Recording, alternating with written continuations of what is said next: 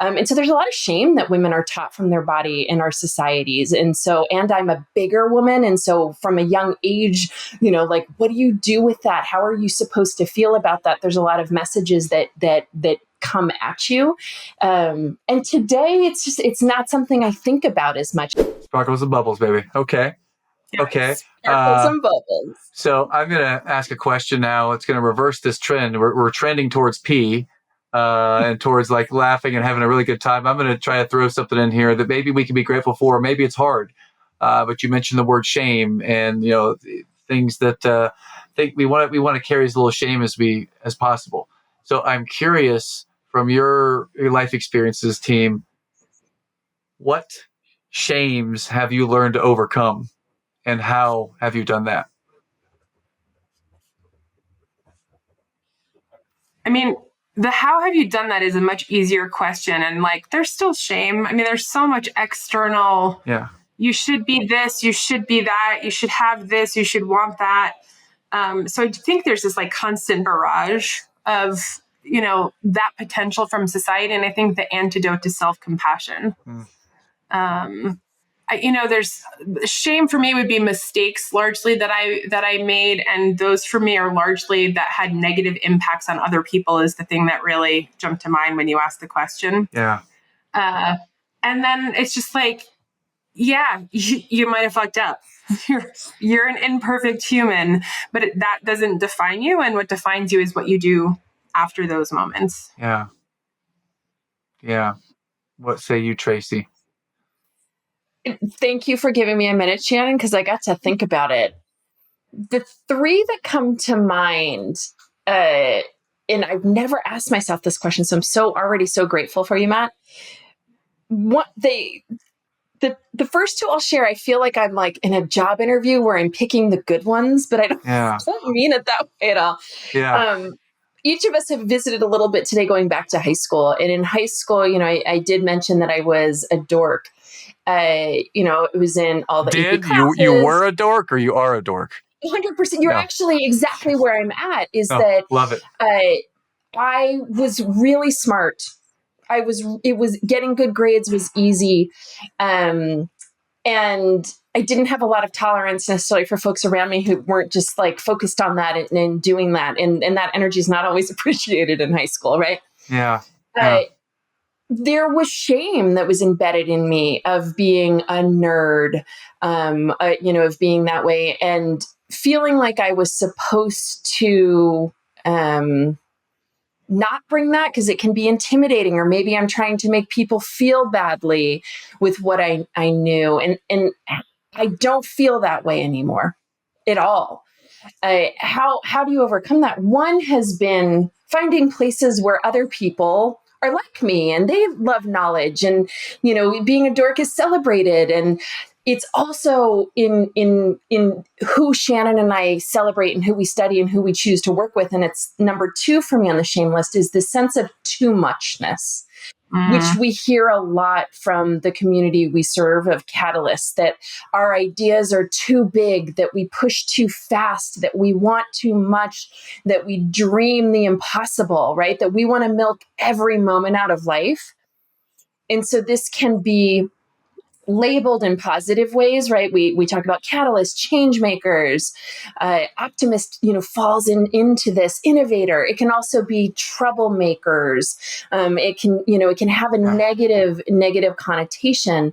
The intersection of those two, of like people who are processing quick, they bring together lots of disparate information, they're connecting dots, they see the system and they want to do something amazing with what they see. That's who Shannon and I get to work with today.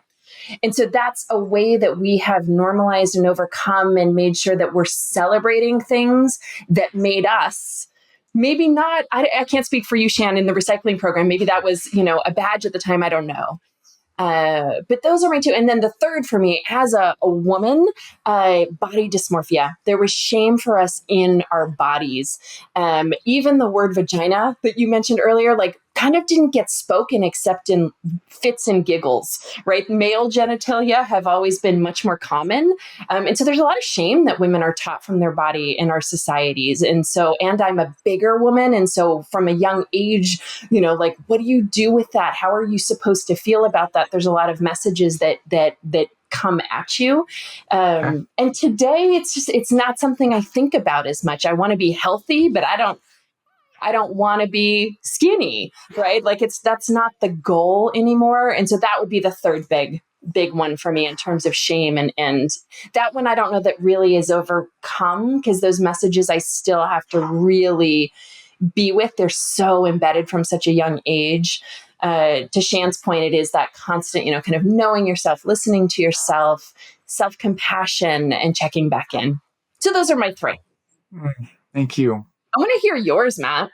Yeah, me too. I want to hear yours too. The one that brings me to tears still on occasion is when in 2016, my second daughter was born. And I remember there was a time from about 4 months old until about a year and a month after that. So, 4 months old to about a year and another year on, she would cry. She'd be like several rooms away and she'd be crying.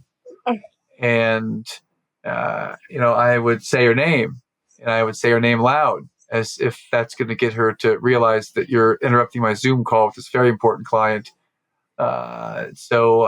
And all I can think is that she's hearing this giant human saying her name in a loud, aggressive tone, and the impact that had on her. And I still feel really bad about that. Now I've come to terms with it. I own it and transparent about it. And I'm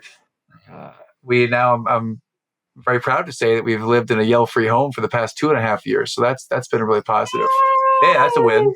That's a win. I have the front row dads, my brethren there to thank for that, my accountability partners. But the shame of causing all that pain or all that terror probably for my young daughter when she was just so young, that's there, and working through that. And then there's also just any shame about impatience, which is really cloaked for me. It's cloaked in sadness. Sadness is the emotion that's really tough for me. That's the one that my relationship with sadness is still defining and working on that. I've tried to push everything to other emotions. I'm really comfortable with every emotion except sadness. Try to protect so I'm not in a sad place very often. But the shame around impatience with my youngest daughter, who is fighting for attention and trying to be treated like a grown-up, or the shame around now my oldest daughter is, she's the A student. She's the overachiever. She's basically me, looks like my wife, but she acts like me in that regard when I was a kid. And I have to turn away from her from time to time because the others require so much time and attention because of the way that they are with each other and with others. So yeah, if there's shame, then it's around how I've shown up as a dad from time to time. Yeah. And everything else, growing up in a military family, moving 17 times in 21 years, and being a huge nerd for life. Yes. I wouldn't say there's much shame in the other things. I'm the protector of all nerds and underserved people because I'm bigger than other people. You mentioned you are a big woman. I'm a big boy. And when I grew bigger than everyone, I felt it was my job to protect all the nerds and everyone that got picked on for being smart and nerdy and socially awkward, because that was me for the longest time.